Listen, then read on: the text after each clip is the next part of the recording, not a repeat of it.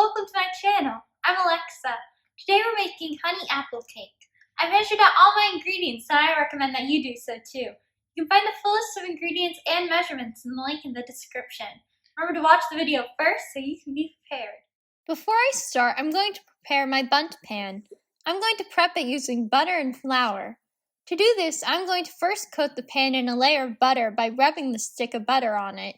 It doesn't have to be perfect, but try to get it on as much of the pan as you can to try to prevent the cake from sticking.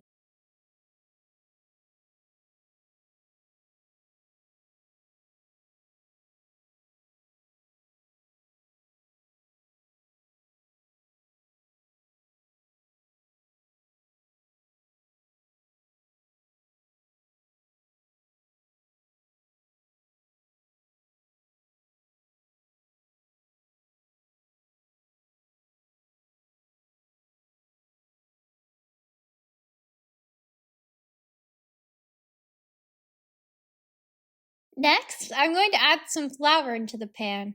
I'm going to swirl my pan around so the flour coats the butter and sticks to the pan. I'm going to do this until the flour coats the entire pan.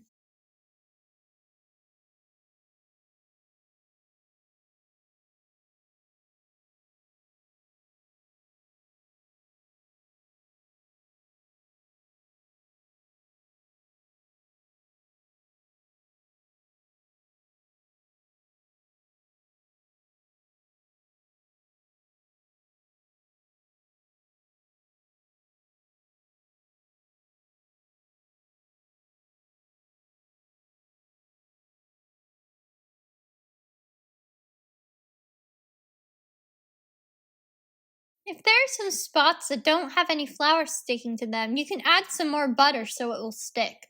Then tap out as much flour as you can. As you can see, even if it doesn't look like it's covered but feels like the butter's on all the spots, it'll be fine. Don't put the flour that was on the pan back in your flour container. It can contain some butter residue and spoil your entire package of flour. My suggestion is to start with just a little bit and then add more if you need it. You can use the flour that you tapped out immediately for something else, or even in this cake if you haven't measured your flour out yet for the recipe. Then discard any remaining flour from the tapped out pan. Next, I'm going to sift my flour, baking powder, baking soda, cloves, and cinnamon. This is to make sure there are no clumps. If you don't have a sifter, you can use a wire whisk or a fork. When you're sifting, you can push the ingredients through using a rubber spatula or a spoon, or you can just help the sides of it with your hands.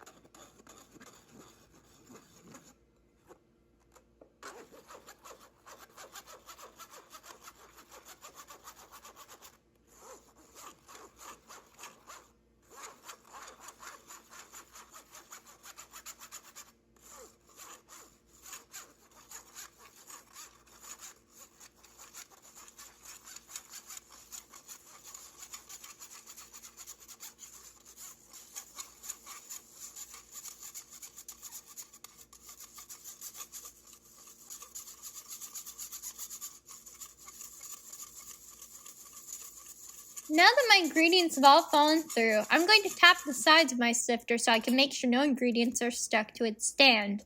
If your sifter doesn't have a stand, you don't have to do this step. Next, I'm going to add in my salt. I'm going to combine it using a whisk.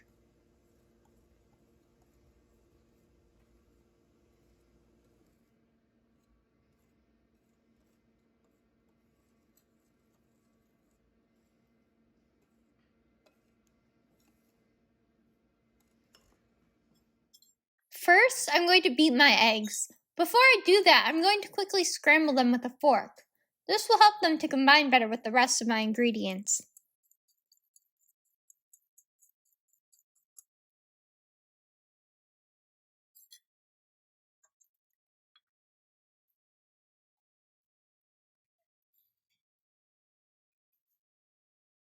I'm going to beat my eggs for about 3 minutes on high until they're lighter in color and have bubbles.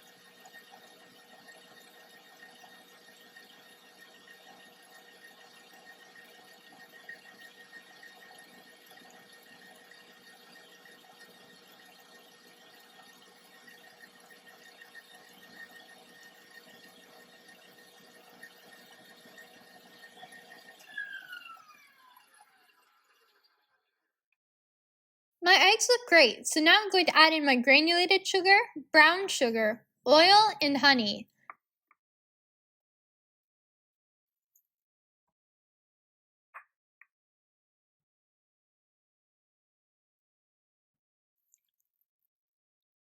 I'm going to scrape out my containers to make sure as much ingredients as possible get added.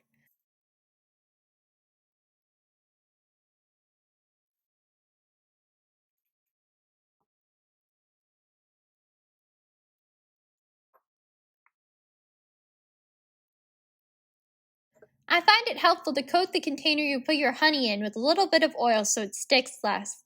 It's such a small amount of oil that you shouldn't have to worry what kind you use. I used whatever was in my recipe already or whatever I had on hand.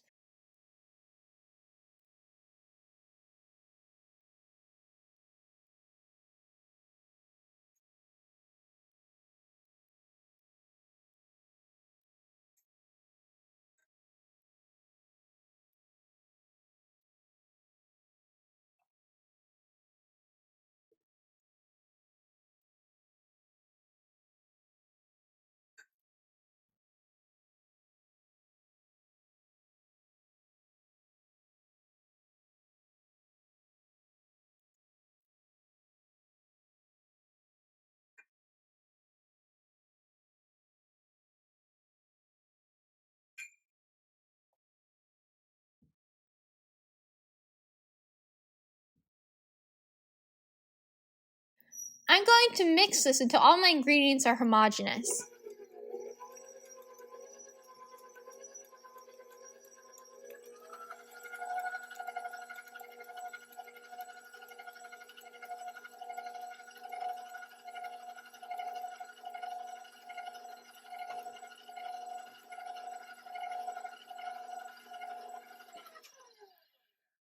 My mixture looks good, but I'm going to scrape down the sides of my bowl, the bottom of my bowl, and the beater of my stand mixer to make sure no ingredients aren't incorporated.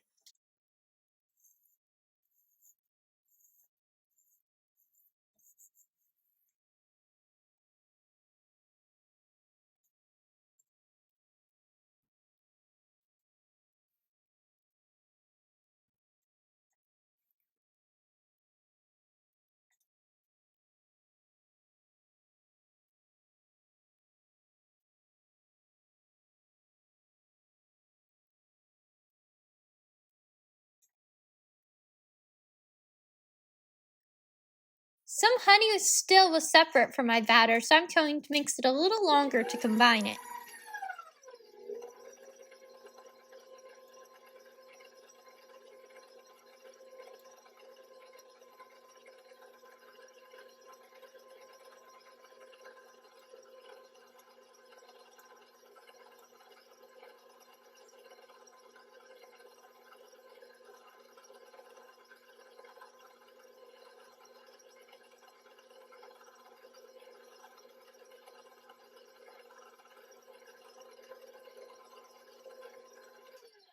I'm going to scrape down my bowl again to see if the honey's mixed in now.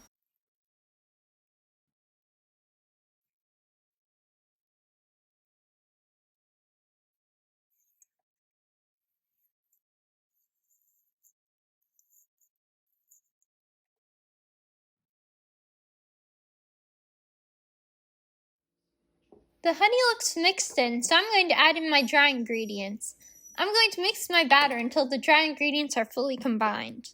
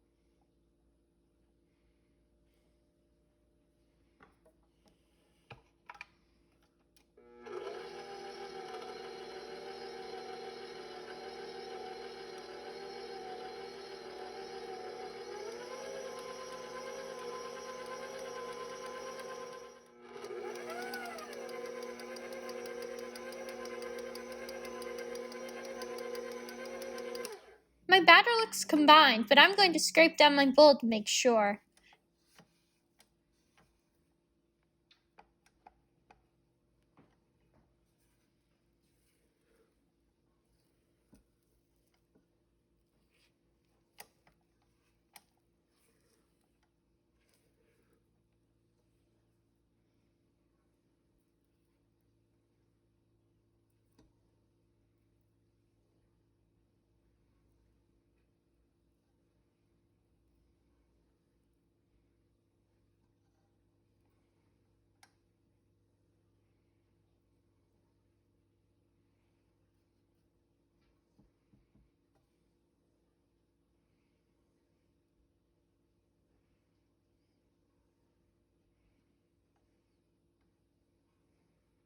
There's some dry ingredients that haven't been incorporated, so I'm going to mix it a little bit longer.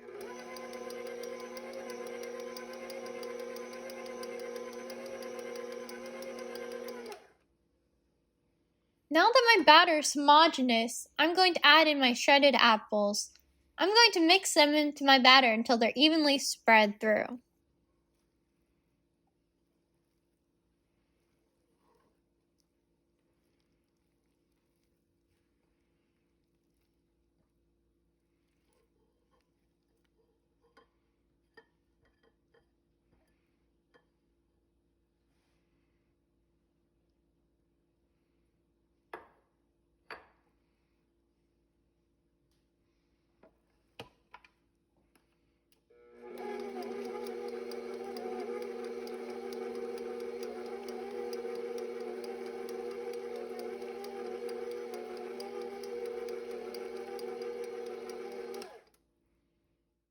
Next, I'm going to put my batter into my prepared bundt pan. I'm using my spatula to guide the batter into the pan.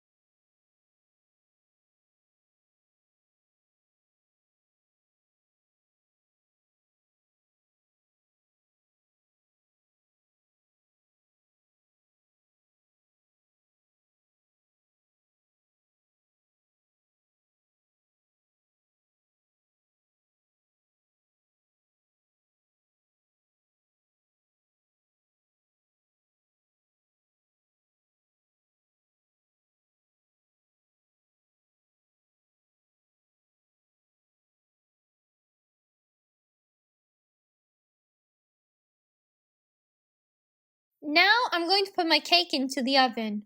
My oven's preheated to 325 degrees Fahrenheit. My cake took 50 minutes to bake. I'd recommend setting a timer for 40 minutes and then other timers for a few more minutes afterwards if it isn't done yet. When it's done, the cake will bounce back when gently pressed. Also, if you stick a knife or cake tester into it, it should come out dry. Remember to test the knife in a few places to make sure the cake is fully cooked through. I'm going to put it on a cooling rack for 10 minutes so it can cool before I flip the cake over. Now I'm going to flip my cake over. Before I do that, I'm going to use a rubber spatula to lightly loosen the cake from the pan.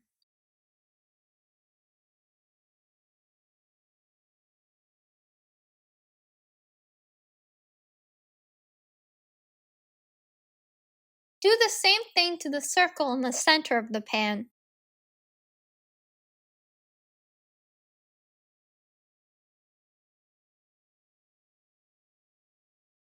Now I'm going to tap the pan with a wooden spoon to loosen the cake from the pan before I lift it up.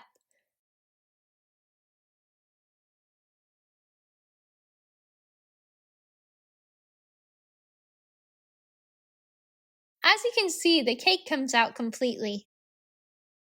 Now I'm going to put my icing on my cake. The cake tastes great plain, but I wanted to offer this step in case you wanted to do it.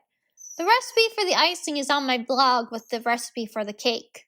You can also dust it with powdered sugar. I've done that in the past, but today I'm just using icing. To put the icing onto the cake, I'm going to bring my hand across the cake in zigzags extending from the center of the cake. I'm going to go around and do this until I like how the cake looks.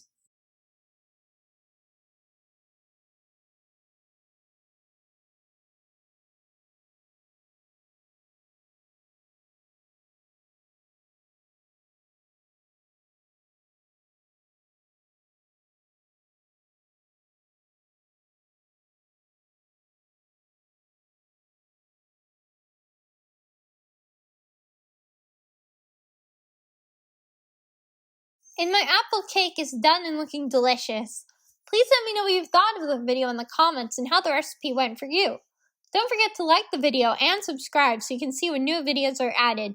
Thank you and enjoy.